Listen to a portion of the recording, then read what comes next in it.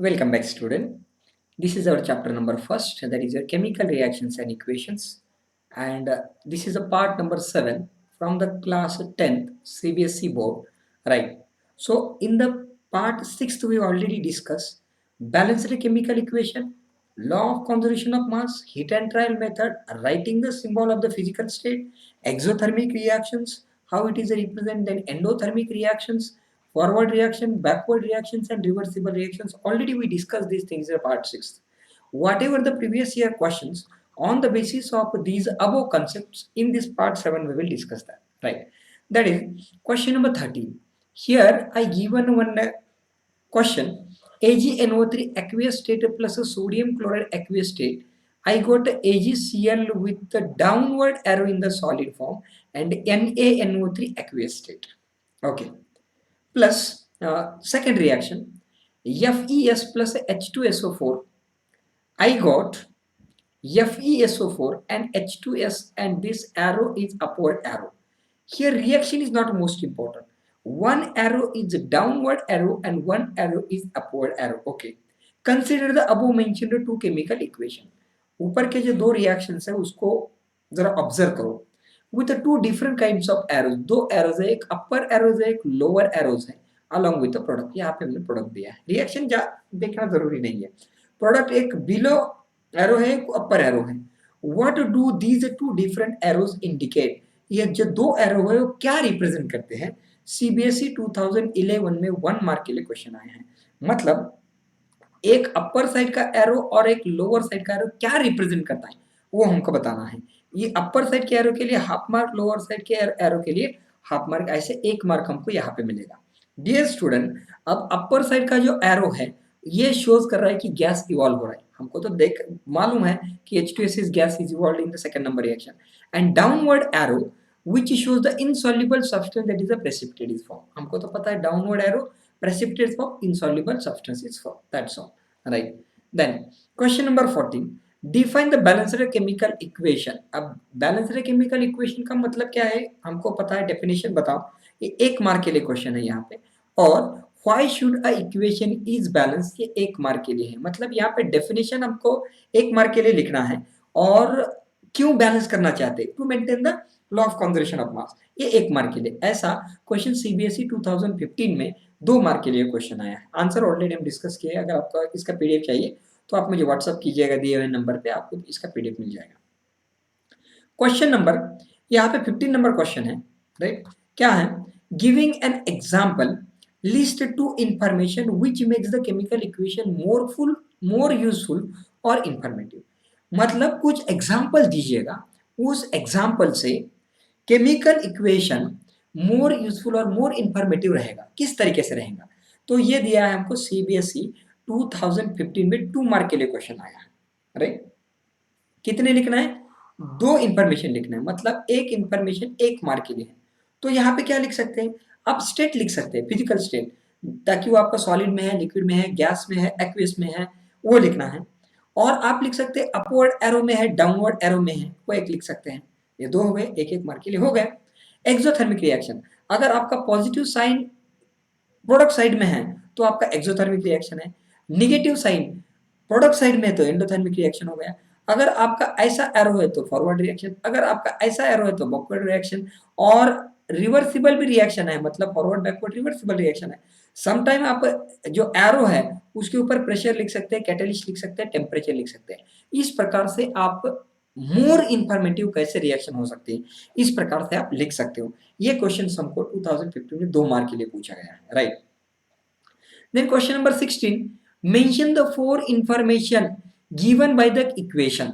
अब ऑलरेडी हम डिस्कस कर चुके हैं इसके बारे में. आप स्टेट लिखो, upward arrow, downward arrow, exo, endo, forward, backward, pressure, catalyst, temperature, सब आप यहाँ पे लिख सकते हो, राइट? और state the law of conservation of mass. पता है mass neither created not destroyed in chemical reaction. और क्या है? मास before the reaction and after the reaction is the same, right? So as it is applicable for the chemical reaction. Yes, already हम देख चुके हैं. And CBSE board term first 2013 में 3 mark के लिए क्वेश्चन आए. मतलब इंफॉर्मेशन 4 मार्क्स है, वो हमको 2 मार्क के लिए यहाँ पे है. 4 इंफॉर्मेशन, मान लो आपने स्टेट लिखा, अपवर्ड लिखा, डाउनवर्ड लिखा, मान लो आपने टेम्परेचर, प्रेशर, कैटलिस्ट लिखा, मतलब ऐसे 4 लिखने, हाफ मार्क के लिए 1 है, ध्यान में रखिएगा, और लॉ ऑफ कंजर्वेशन ऑफ मास के लिए हाफ मार्क है। इस तरीके से आपको यहाँ पे लिखना है, right. Question number 17, state the law followed by the balancing the chemical equation. Balancing chemical equation करते समय आप कौन सा लॉ फॉलो करते हैं वो बताइएगा। कौन सा? लॉ ऑफ कंजर्वेशन ऑफ मास। आप लिख लीजिएगा, mass neither be created nor be destroyed, हमने तो ऑलरेडी बता चुके हैं। DDE 2017 में 1 मार्क के लिए क्वेश्चन यहाँ पे ये पूछा है, right. Question number 18, balance the following chemical equation. Board that CBSE board को क्वेश्चन आया है, सीबीएसई बोर्ड टर्म फर्स्ट में क्वेश्चन आया है ये 2012 में 1 मार्क के लिए क्वेश्चन आया है। Already FeH2O, Fe3O4 and H2 I got. So there are total 7 steps how to balancing the chemical equation. Already हम 6th नंबर एक्सप्रेशन में देख चुके हैं, तो आपको यहाँ पे वो देखना है, राइट। जस्ट रिवाइज करो, आपको मिल जाएगा इसका आंसर, राइट। क्वेश्चन नंबर 19, ये आपका होमवर्क के लिए क्वेश्चन हो सकता है।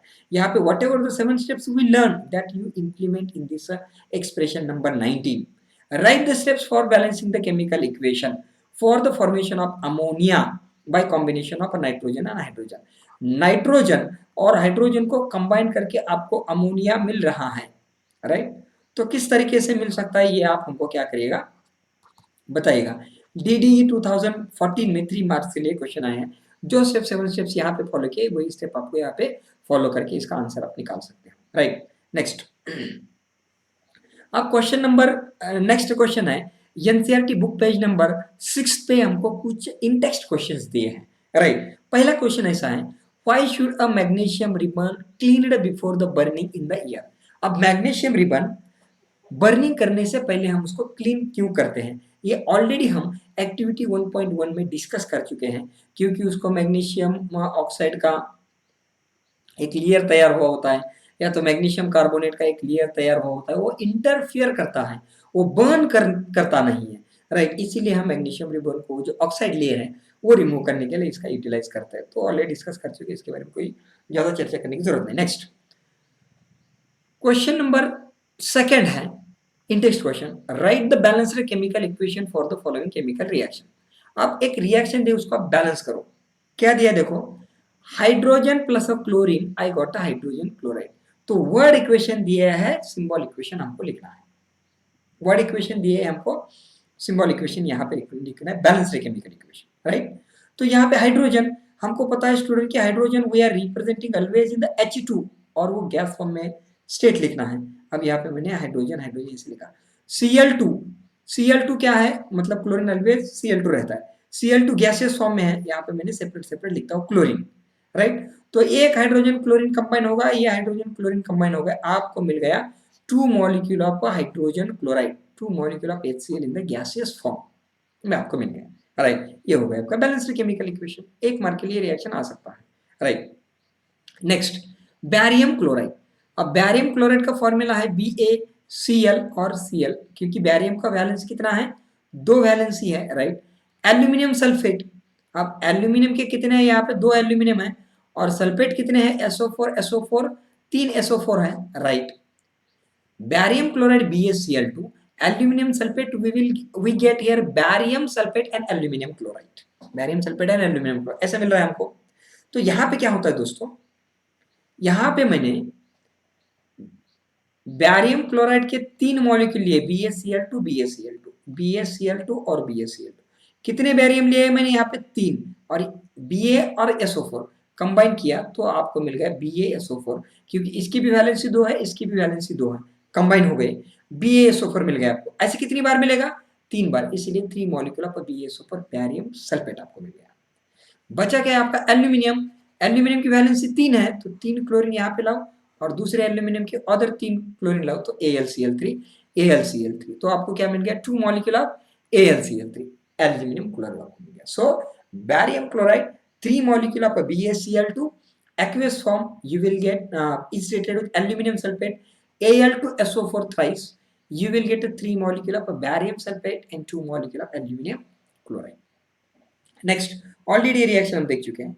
Sodium is treated with water. अब सोडियम का कितना मॉलिक्यूल है, यहाँ पे 2 मॉलिक्यूल है, ट्रीटेड विथ वाटर, वाटर की कितने मॉलिक्यूल है, तो 2 मॉलिक्यूल यहाँ पे लिए, right. Okay, so when sodium is treated with water, यहां से दो हाइड्रोजन एटम को निकालेगा, H2 गैस होके बाहर निकलेगा। बचा क्या है आपका NaOH और NaOH। कैसे आता है हम मेटल्स एंड नॉन मेटल्स से देखेंगे आगे, राइट। तो ये आपको मिल गया 2 molecule of sodium hydroxide, right. ये आपका 2 molecule of sodium. So 2 molecule of sodium is treated with 2 molecule of water, you will get 2 molecule of sodium hydroxide and hydrogen gaseous form में यहाँ पे निकल के आया। That's all। और next third question यहाँ पे दिया है, right the balanced chemical equation, state the symbol of the following reaction. एक रिएक्शन है यहाँ पे और हमको रिप्रेजेंट करना है। Solution of barium chloride BaCl2। Barium chloride का फॉर्मूला BaCl। अब दो बैरियम के साइड में क्लोरीन क्यों है, क्योंकि उसकी वैलेंसी 2 है। And sodium sulphate Na2SO4। अब यहाँ पे Na है और सल्फेट मेरा यहाँ पे Na2SO4 in water aqueous state में। मतलब देखो वाटर में है मतलब क्या है आपका aqueous state. To give the insoluble barium sulphate, insoluble है मतलब प्रेसिपिटेट है मतलब डाउनवर्ड एरो आ जाएगा आपका, राइट, सॉलिड फॉर्म में। And the solution of sodium chloride, that's all. अब यहाँ पे क्या करो दोस्तों, ये सोडियम और क्लोरीन कंबाइन करो NaCl, ये सोडियम कंबाइन करो और क्लोरीन कंबाइन करो NaCl। So 2 molecule of sodium chloride aqueous form में मतलब पानी में डिसॉल्व है। बचा क्या है आपका बैरियम और sulphate. So you will get a barium sulphate and solid form में है, प्रेसिपिटेट है इसीलिए downward arrow, that's all. So when barium chloride is treated with the sodium sulfate, you will get a barium sulfate and sodium chloride, that's all। Next reaction है यहाँ पे sodium hydroxide. अब मैं यहाँ पे सॉल्व करता हूँ दोस्तों। Sodium hydroxide NaOH in water reacts with HCl, reacts with HCl। NaOH का रिएक्शन HCl के साथ करो, आपको मिलेगा सोडियम क्लोराइड एंड वाटर। अब देखो यहाँ का Na और यहाँ का Cl कंबाइन करो, आपको मिल गया NaCl। मैं आगे चल के बताऊंगा कैसे आता है NaCl। अब यहाँ का एक हाइड्रोजन और यहाँ का OH ग्रुप, आपको मिल गया water molecule, that is where H2। So when sodium hydroxide is treated with hydrochloric acid, you will get a sodium chloride and water, that's all। so this is the balanced chemical equation, right। तो यहाँ पे ये हमारे कुछ balanced chemical equation हमने already यहाँ पे देखे हैं किस तरीके से कर सकते हैं। आप एक बार इसको रिवाइज करो। आपको इसका PDF चाहिए तो मुझे व्हाट्सएप मैसेज करो, आपके व्हाट्सएप पे मैं ये PDF आपको सेंड कर दूंगा। अभी तक चैनल को सब्सक्राइब नहीं किया है तो कर दीजिएगा, लाइक कर दीजिएगा, शेयर कर दीजिएगा। अगर कुछ आप दूसरा एक्सपेक्ट करना चाहते हैं, कोई दूसरा टॉपिक स्टार्ट करना चाहते हैं, कोई कंसेप्ट में प्रॉब्लम है तो हमको कमेंट कर दीजिएगा, राइट। तो यहाँ तक आपने जो भी क्वेश्चन है प्रीवियस ईयर में जो आए हैं यहाँ पे हमने देखे हैं। अगर कुछ प्रॉब्लम है तो मैसेज कीजिएगा। Thank you very much.